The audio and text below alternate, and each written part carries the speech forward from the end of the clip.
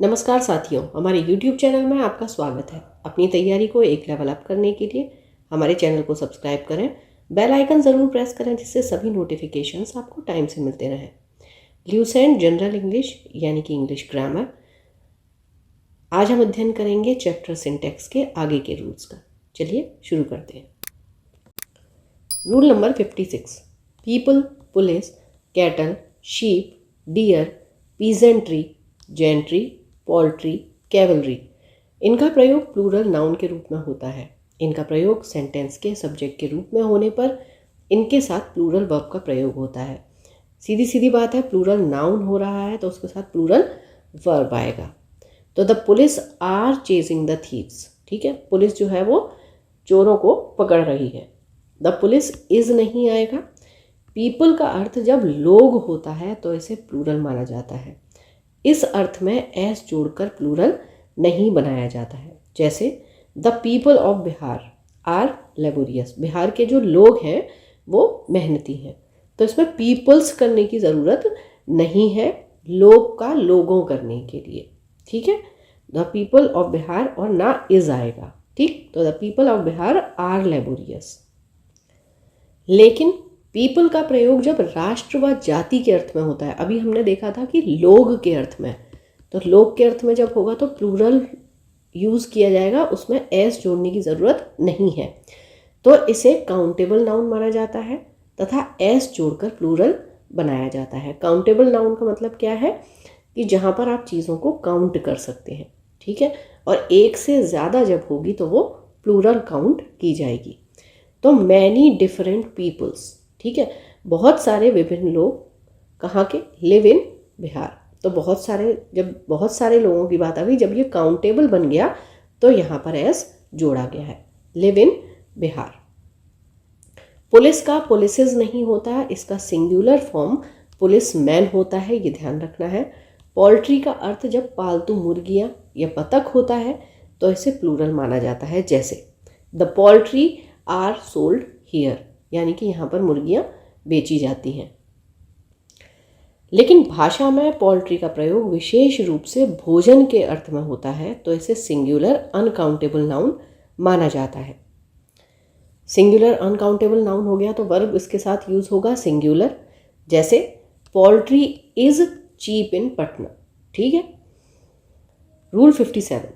Scissors कैंची, trousers, pyjamas, tongs, pants, spectacles, glasses, जिन्हें हम सिज़र बोल देते हैं, ट्राउज़र बोल देते हैं, पायजामा बोल देते हैं, क्योंकि वो हम जनरली बोल देते हैं, ठीक है, लेकिन वो ग्रामेटिकली जो है गलत है, ठीक है। इनका प्रयोग प्लूरल नाउन के रूप में होता है क्योंकि इसके दो भाग होते हैं। जैसे कि चश्मा हो गया, ठीक है, तो दो भागों से मिलकर ये आपका चश्मा बनता है। इसी तरीके से पैंट्स जो हैं वो आपकी दो भागों से मिलकर बनती हैं। तो जो एक चीज़ है लेकिन वो दो भागों से मिलकर बनी है तो उसका प्रयोग हम प्लूरल नाउन के रूप में करते हैं और इसीलिए इसके साथ हम प्लूरल वर्ब का प्रयोग करते हैं। जैसे हिज स्पेक्टिकल्स, स्पेक्टिकल्स हो गया आपका plural noun, have been plural verb framed, ठीक है। तो स्पेक्टिकल्स आ गया तो हैज़ नहीं आएगा, सिंगुलर वर्ब ये नहीं लेगा क्योंकि एक चीज़ थी लेकिन उसके दो भाग थे। लेकिन अब देखिए क्या है, अ पेयर ऑफ, अगर हमने उसी चीज़ को कह दिया कि वो जोड़ी में है, यानी उसका एक पेयर है, एक जोड़ा है, तो उसका प्रयोग उपरोक्त प्लूरल नाउन के पहले हो तो इसे सिंगुलर माना जाता है तथा इसके साथ सिंगुलर वर्ब प्रयोग किया जाता है। कैसे, a pair of trousers, are new नहीं होगा, इज न्यू होगा, ठीक है। तो जब हमने कहा था, अगर हम खाली यहाँ पर कहते कि ट्राउजर्स तो वो आर न्यू होता, लेकिन जब हमने कह दिया अ पेयर ऑफ ट्राउजर्स तो वो इज न्यू हो जाएगा कि अब क्या हो गया, ट्राउजर्स का एक जोड़ा हो गया, तो एक जोड़ा हुआ तो वो सिंगुलर हो गया और इसलिए उसने सिंगुलर वर्ब लिया। ट्राउजर्स होता तो ट्राउजर्स आर न्यू हो जाता। Rule number 58। The following, the undersigned, the former, the latter का प्रयोग सेंटेंस के सब्जेक्ट के रूप में हो तो इसके बाद या पहले जिसके लिए भी इन शब्दों का प्रयोग हुआ है प्रयुक्त नाउन के नंबर तथा पर्सन के मुताबिक वर्ब का प्रयोग होता है। जैसे the following is the weather report. ठीक है, तो यहाँ पर जो वेदर रिपोर्ट है ये सिंगुलर है, इसके साथ जो वर्ब आ गया वो इज आ गया। ठीक है, यानी कि वेदर रिपोर्ट जो है वो निम्नलिखित है या नीचे दी गई है। The following are the names of the students, तो अब स्टूडेंट्स की बात हुई तो यहाँ प्लूरल हो गया, इसलिए आर आ गया। Bhavna and Reema are beautiful girls but the former is more beautiful than the latter. अच्छा, फॉर्मर आता है पहले वाले के लिए और लेटर आता है बाद वाले के लिए, ये आपको ध्यान रखना है। तो फॉर्मर इज, तो यानी कि फॉर्मर यानी कि भावना की बात हो रही है इसमें, तो इज आ गया भावना के साथ, is more beautiful than the latter यानी कि रीमा। तो भावना, यहाँ अगर हम फॉर्मर और लेटर की जगह लिखेंगे तो हम ये लिख सकते हैं Bhavna is more beautiful than Reema. ऊपर दिए गए एग्जाम्पल में द फॉलोइंग का प्रयोग वेदर रिपोर्ट के लिए हुआ है। वेदर रिपोर्ट सिंगुलर है, इसलिए द फॉलोइंग के साथ सिंगुलर वर्ब इसका प्रयोग हुआ है। ये हम एग्जाम्पल में देख चुके हैं। एग्जाम्पल 2 में द फॉलोइंग का प्रयोग स्टूडेंट्स के लिए हुआ है, तो स्टूडेंट्स प्लूरल है, इसलिए द फॉलोइंग के साथ प्लूरल वर्ब यानी कि आर का प्रयोग हुआ है। एग्जाम्पल 3 की अगर बात करें तो द फॉर्मर का प्रयोग भावना के लिए हुआ और भावना सिंगुलर है, इसलिए द फॉर्मर के साथ सिंगुलर वर्ब इज का प्रयोग हुआ। तो फॉर्मर, लेटर, फॉलोइंग, अंडरसाइन में एस जोड़कर प्लूरल नहीं बनाया जाता है। नेक्स्ट, रूल नंबर 59, जिस नाउन के लिए as follows, as regards, as concerns का प्रयोग होता है उसी नाउन के नंबर तथा पर्सन के मुताबिक वर्ब का प्रयोग होगा। जैसे हर डिटेल्स आर एज फॉलोज, तो उसकी डिटेल्स है, ठीक है, तो उसकी डिटेल्स की बात आई, तो इसलिए यहाँ पर प्लूरल नाउन हो गया और प्लूरल वर्ब हो गया। ठीक है, तो हर डिटेल्स इज नहीं होगा क्योंकि डिटेल्स की बात आ रही है, डिटेल्स प्लूरल है, तो यहाँ पर आर आना चाहिए, तो इसलिए गलत हो जाता है, आर आपका सही हो जाता है। उसी तरीके से द ओल्ड रेट्स, रेट्स है तो यहाँ पर आर आ गया। यहाँ पर ध्यान देने वाली बात यह है कि एज फॉलो, एज रिगार्ड और एज कंसर्न जो है वो गलत है। ठीक है, as follows, as regards, as concerns का प्रयोग ही होगा सेंटेंस में। रूल 60, नाउन प्लस एपोस्ट्रोफी या एपोस्ट्रोफी एस। ठीक है, तो नाउन के साथ या तो एपोस्ट्रोफी लगा हो या एपोस्ट्रोफी एस लगा हो और उसके साथ नाउन हो, या फिर नाउन में एपोस्ट्रोफी एस या एपोस्ट्रोफी लगा हो, तो नाउन का प्रयोग सेंटेंस के सब्जेक्ट के रूप में हो, तो जो लास्ट नाउन होगा उसके नंबर तथा पर्सन के मुताबिक वर्ब का प्रयोग होगा। कैसे, राम्स बुक, ठीक है, तो राम की जो बुक है, तो अब जो ये बुक है इसके हिसाब से आपका वर्ब आएगा, तो सिंगुलर नाउन है बुक, तो यहाँ पे वर्ब जो हुआ आपका सिंगुलर हो गया। उसी तरीके से राम्स बुक्स, तो अब बुक्स जब यहाँ पर प्लूरल हो गई तो आपका वर्ब जो है वो भी प्लूरल हो गया। तो Ram's books are red, Ram's book is red, दोनों ठीक है। ठीक है, जब बुक हुआ तो इज हो गया और बुक्स हुआ तो आर हो गया। आगे example, the boys' hostel is very attractive. ठीक है, हॉस्टल है सिंगुलर नाउन है, इज आ गया सिंगुलर वर्ब, तो the boys' hostel are very attractive नहीं होगा, गलत हो जाएगा। Women's college is famous in Bihar, women's college are नहीं होगा। ठीक है, नाउन जो है वो भी आपका प्लूरल होना चाहिए, तभी वो प्लूरल वर्ब लेगा। रूल नंबर 61, द हो या ए हो, फिर उसके साथ noun plus of plus noun plus preposition और फिर से नाउन। इस तरीके से जब प्रयोग सेंटेंस के सब्जेक्ट के रूप में होता है तो ऑव के पहले प्रयुक्त नाउन के नंबर तथा पर्सन के मुताबिक वर्ब का प्रयोग होता है। जैसे the boys of all the colleges of Bihar are careless. अच्छा, यहाँ देखिए एक चीज़ और समझने की है कि अगर आप इस रूल को इस तरीके से याद करने की कोशिश करेंगे कि द आए या आ आए, फिर नाउन आए, फिर ऑफ आए, फिर नाउन, फिर प्रीपोजिशन प्लस नाउन, तो आप यहाँ कंफ्यूज हो सकते हैं। हमें किसी भी सेंटेंस में एक सिंपल सी बात याद रखने की होती है कि जो भी आपका मेन सब्जेक्ट होगा, जिसके बारे में बात चल रही है, उस सब्जेक्ट के अकॉर्डिंग आपका वर्ब आएगा। ठीक है, अब अगर यहाँ आप समझने की कोशिश करेंगे तो द बॉयज़, ठीक है, लड़के, कहाँ के, ऑफ ऑल दी कॉलेजेस, सारे कॉलेजेस, और वो कॉलेजेस कहाँ के, बिहार। ठीक है, तो बिहार के जो सभी कॉलेजेस हैं उनके लड़के केयरलेस है। ठीक है, तो बात किसकी चली यहाँ पर, लड़कों की, तो यानी कि कर्ता कौन है, लड़के। तो सिंपल सी बात है कि आपकी जो क्रिया आएगी वो किसके हिसाब से हो जाएगी, लड़कों के हिसाब से। तो अगर आप बहुत ज़्यादा ये याद ना भी रख पाएँ कि पहले ऑफ से पहले जो नाउन है उसके हिसाब से हमारा वर्ब आना चाहिए, तो अगर आप सेंटेंस को समझेंगे तो आप अपने आप ये चीज़ समझ पाएंगे कि जो मुख्य कर्ता है उसके हिसाब से ही क्रिया आती है। और ऐसे ही हम आगे भी सेंटेंसेस देखेंगे तो आप रिलेट कर पाएंगे इस चीज़ को। ठीक है, रूल याद आपको रहते हैं, बहुत अच्छी बात है, लेकिन वो आप जितना समझेंगे कि अगर ये पहले वाले ऑफ से पहले वाला नाउन आ रहा है तो वो क्यों आ रहा है, तो आपको ये चीज़ समझ में आएगी कि वो जो नाउन है वो रिलेट कर रहा है बाद में वर्ब से, तो इसलिए यहाँ पर इसको रूल बनाकर दे दिया गया है।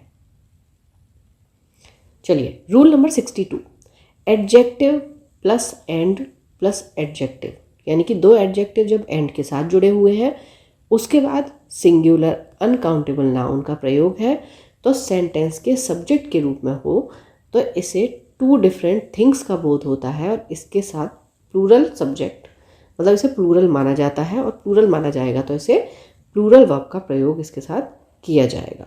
कैसे, social and political freedom are necessary. ठीक है, यानी कि सोशल और पॉलिटिकल फ्रीडम क्या है, ज़रूरी है। तो ऊपर दिए गए उदाहरण में सामाजिक यानी कि सोशल और राजनीतिक यानी कि पॉलिटिकल दो अलग अलग स्वतंत्रता का बोध होता है, इसलिए इसके साथ प्लूरल वर्ब आर का प्रयोग हुआ है। जब दो चीज़ों की बात हो गई, दो स्वतंत्रता अलग अलग की बात हो गई, तो वहाँ पर क्या हो गया, आर का प्रयोग, क्योंकि वो प्लूरल माना गया है। रूल नंबर 63, यूथ का प्रयोग युवावस्था के अर्थ में होने पर इसे सिंगुलर अनकाउंटेबल नाउन माना जाता है तथा इसके साथ सिंगुलर वर्ब का प्रयोग होता है, जैसे his youth was full of pleasures. ठीक है, तो यहाँ पर जो यूथ है यानी उसकी जो युवावस्था थी वो कैसी थी, फुल ऑफ प्लेजर्स, खुशी से भरी हुई। ठीक है, तो युवावस्था थी, ठीक है, थी नहीं होगा, तो इसलिए जब यूथ का प्रयोग युवावस्था के टाइम की बात हो रही है तो ये सिंगुलर होगा, लेकिन यूथ का प्रयोग जब युवक के अर्थ में होगा तो इसे काउंटेबल नाउन माना जाता है, तो इसका प्रयोग क्या है, प्लूरल फॉर्म यूथ्स में भी होता है। ठीक है, अर्थानुसार इसके साथ सिंगुलर और प्लूरल वर्ब का प्रयोग होता है, यानी कि यूथ यानी कि युवक की बात अगर होगी और वो सिंगुलर होगा तो आप सिंगुलर वर्ब लेंगे, लेकिन अगर वो प्लूरल फॉर्म में होगा तो आप प्लूरल वर्ब लेंगे जब युवक के बारे में हो, लेकिन अगर युवा अवस्था के बारे में है तो फिर यूथ सिंगुलर वर्ब लेगा। इसका एग्जाम्पल देख लेते हैं, जैसे अ यूथ, तो एक यूथ सिंगुलर काउंटेबल नाउन हो गया, was playing in the playground. और अब यूथ यानी कि युवक की बात हो रही है, दो युवकों की बात हुई तो टू यूथ्स हो गया, प्लूरल काउंटेबल नाउन हो गया, तो यहाँ पर प्लूरल वर्ब लिया, were playing in the playground. तो अगर हम सब्जेक्ट समझ जाएंगे तो वर्ब आपका ईजी हो जाता है समझना, क्योंकि सब्जेक्ट के साथ वर्ब उसी तरीके से आता है। रूल 64, व्हाट से स्टार्ट यानी कि प्रारंभ होने वाले क्लॉज का प्रयोग सेंटेंस के सब्जेक्ट के रूप में हो तो इसके साथ सिंगुलर वर्ब का प्रयोग होता है। तो यहाँ पर व्हाट से स्टार्ट हो रहा है क्लॉज, ठीक है, और सेंटेंस के सब्जेक्ट के रूप में ये हो रहा है तो इसके साथ singular, what I want to buy is a motorcycle. ठीक है, तो मैं एक क्या खरीदना चाहता हूँ, मोटरसाइकिल। ठीक, तो मोटरसाइकिल जो है उसके साथ में यहाँ पर ये सिंगुलर हो गया, प्लूरल नहीं होगा। उसी तरीके से what he likes most is this book. ठीक है, वो क्या लाइक करता है ज़्यादा, ये किताब। रूल नंबर 65, व्हाट का प्रयोग दैट विच और the things the thing which के अर्थ में होता है तो इसके साथ सिंगुलर वर्ब का प्रयोग होता है। जैसे I shall not need any more bread, what I have is quite sufficient. ठीक है, मुझे और ब्रेड की ज़रूरत नहीं है, जो मेरे पास है वो क्वाइट सफिशिएंट है, यानी कि वो पर्याप्त है। तो यहाँ पर क्या हुआ, पर्याप्त है इज़ सिंगुलर वर्ब का प्रयोग होगा। रूल नंबर 66, वॉट का प्रयोग दोज विच और द थिंग्स विच के अर्थ में होता है तो इसके साथ प्लूरल वर्ब का प्रयोग होता है। जैसे he needn't get any more books. ठीक है, तो यहीं आपको समझ में आना चाहिए, जब बुक्स की बात आ गई तो what he has are quite sufficient. ठीक है, उसको और किताबों की ज़रूरत नहीं है, जो उसके पास है वो सफिशिएंट हैं।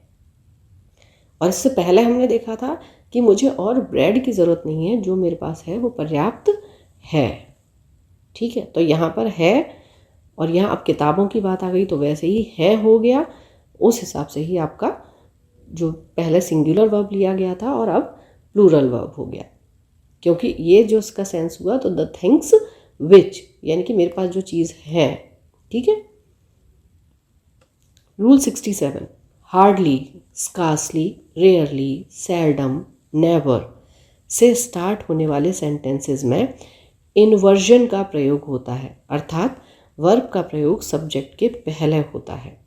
इन शब्दों के बाद वर्ब का प्रयोग इसके बाद प्रयुक्त सब्जेक्ट के नंबर तथा पर्सन के अनुसार होता है। जैसे hardly does he go to school.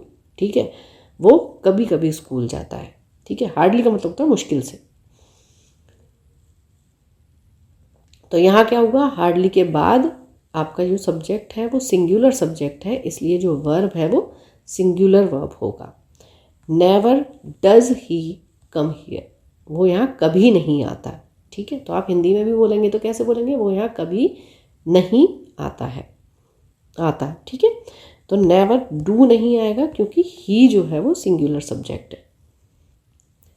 Rule 68, यदि दो verbs not only but also say जुड़कर प्रयुक्त हों तथा not only say sentence start हो तो इसके साथ इन्वर्जन का प्रयोग होता है, अर्थात वर्ब का प्रयोग सब्जेक्ट के पहले होता है।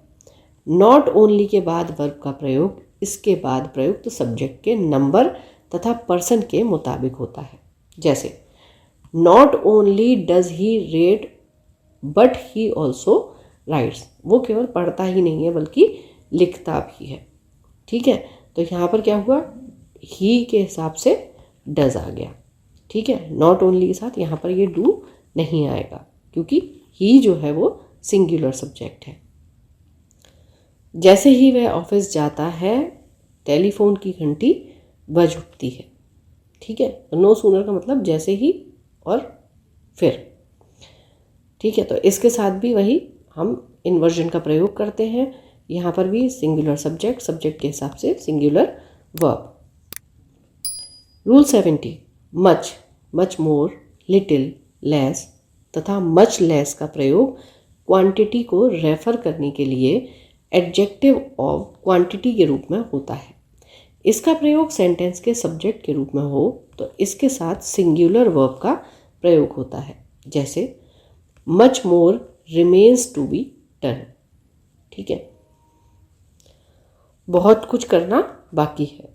ठीक है, तो यहाँ पर आपका जो मच मोर था सिंगुलर सब्जेक्ट, उसके हिसाब से हो गया remains. Little has been said and much less has been done. तो ये एडजेक्टिव ऑफ क्वांटिटी हैं, इनका प्रयोग जब सब्जेक्ट के रूप में हुआ तो इनके साथ क्या आया, सिंगुलर वर्ब। रूल 71, एज का प्रयोग जितने के अर्थ में हो तो इसके बाद सब्जेक्ट दे छिपा रहता है, अतः एज के साथ प्लूरल वर्ब का प्रयोग होता है। There were not so many books as were needed. ठीक है, तो वहाँ बहुत सारी बुक्स नहीं थी जिनकी ज़रूरत थी। तो जब किताबें नहीं थी तो एज जो था वो दे के सेंस में इसका प्रयोग हुआ, इसमें दे छुपा हुआ माना जाएगा, तो यहाँ पर प्लूरल वर्ब लिया जाएगा क्योंकि किताबें नहीं थी जिनकी ज़रूरत थी। ठीक है, तो इसके साथ प्लूरल वर्ब आएगा, सिंगुलर नहीं आएगा। रूल 72, एज का प्रयोग जैसा कि के अर्थ में हो तो इसके बाद सब्जेक्ट इट छुपा होता है। अब इट छुपा हुआ होगा तो क्या लेगा ये, सिंगुलर वर्ब। जैसे there were not so many books as was expected. ठीक है, अब यहाँ अर्थ बदल गए हैं। पहले जो हमने देखा था तो वहाँ पर बहुत सारी किताबें नहीं थी जिनकी ज़रूरत थी। ठीक है, और अब क्या हुआ, एज इट वॉज एक्सपेक्टेड। जब एक्सपेक्ट किया गया यानी कि जो उम्मीद थी तो उसका इट वाला जो सेंस था, तो यहाँ पर ये सिंगुलर वर्ब लिया इसने। एज का प्रयोग और यह एंड दिस के अर्थ में हो और इसके पहले कॉमा का प्रयोग हो तो इसका प्रयोग पूरे वाक्य के लिए हो तो एज के बाद हमेशा सिंगुलर वर्ब का प्रयोग होता है। कैसे, speeches were made by a number of leaders as was expected. ठीक है, तो यहाँ पर क्या कह रहा है कि speeches were made by a number of leaders, कि बहुत से नेताओं ने या कई नेताओं ने भाषण दिए एज वॉज एक्सपेक्टेड। तो यहाँ पर एज कैसे आ रहा है, एंड दिस, तो और ये क्या था, वॉज एक्सपेक्टेड, ये उम्मीद की गई थी।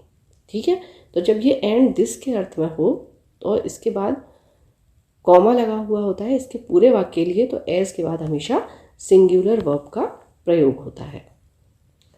रूल 73, देन के बाद जब सब्जेक्ट दे और दोज छिपा हुआ रहता है तो इसके साथ प्लूरल वर्ब का प्रयोग होता है। कैसे, there were more pens than were needed. तो बहुत से पेन थे, यहाँ पर क्या देन की जगह क्या आ सकता है, दोज वर नीडेड। तो जब दोज आ रहा है तो यहाँ पर क्या आ जाएगा, प्लूरल वर्ब। ठीक है, तो देन के बाद जब सब्जेक्ट दे और दोज छिपा हुआ रहेगा तो क्या होगा, प्लूरल वर्ब का प्रयोग होगा। रूल 74, देन के बाद जब सब्जेक्ट इट छिपा हुआ रहता है तो सिंगुलर वर्ब आएगा। ठीक है, तो देन के बाद हमने यहाँ पे क्या देखा था, यहाँ देखा था there were more pens than those were needed. अब यहाँ पर क्या हो गया, तो सीधी सी बात है, इट अगर आएगा, इट सिंगुलर के लिए होता है। There were more deaths than it was reported. ठीक है, वहाँ पर ज़्यादा डेथ हुई थी जितनी की रिपोर्ट की गई थी। ठीक, तो जब इट छुपा हुआ होगा तो सिंगुलर वर्ब लेगा। रूल 75, यदि दो या दो से अधिक सिंगुलर नाउन्स एंड से जुड़े हों तथा फर्स्ट सिंगुलर नाउन या प्रत्येक सिंगुलर नाउन के पहले नो का प्रयोग हो तो इसे सिंगुलर माना जाता है तथा इसके साथ सिंगुलर वर्ब का प्रयोग होता है।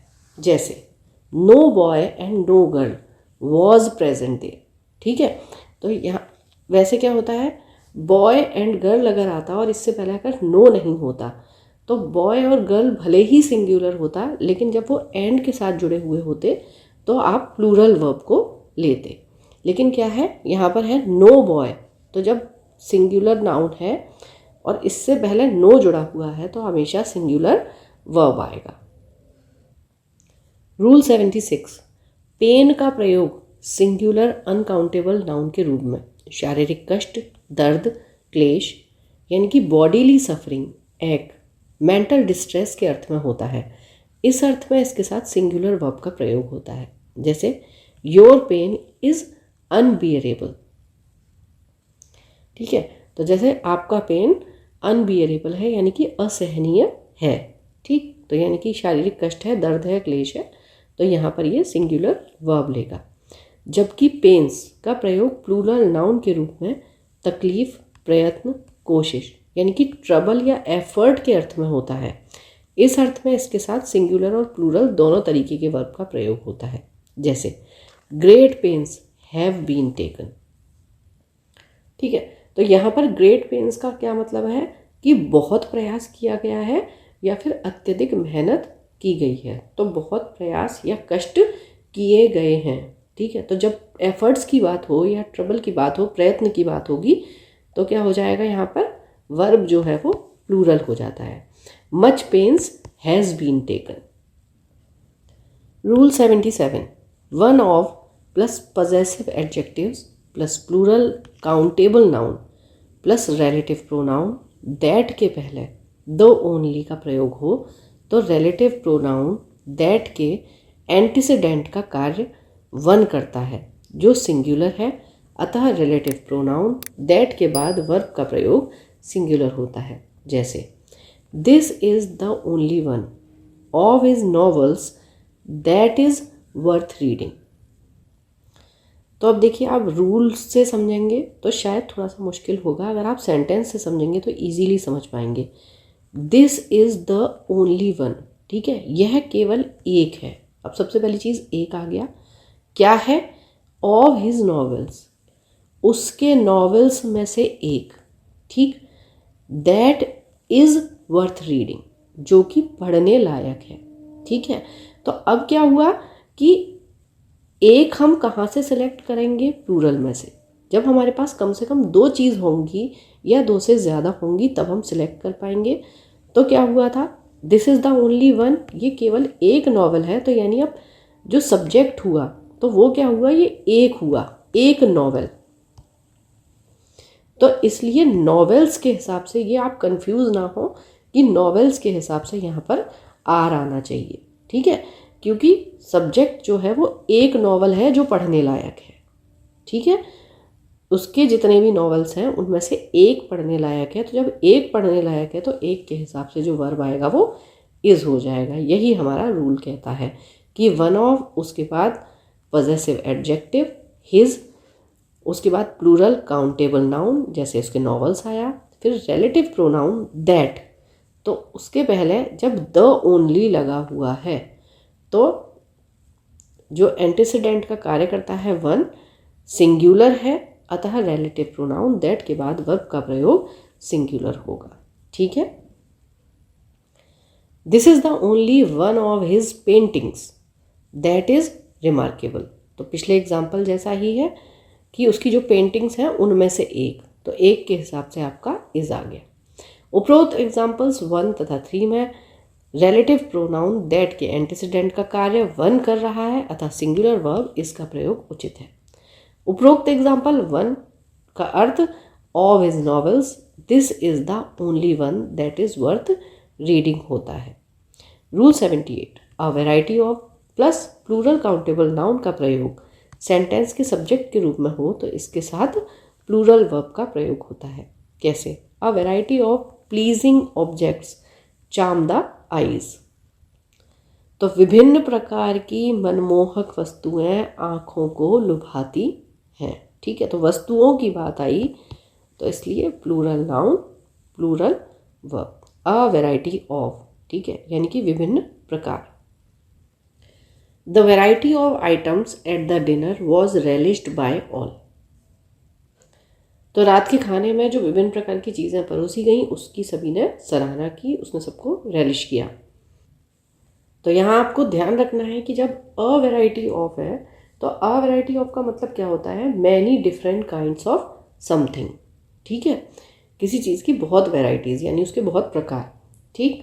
तो ये आपका प्लूरल सेंस में यूज़ होता है, और जो द वैरायटी ऑफ है ये क्या करता है?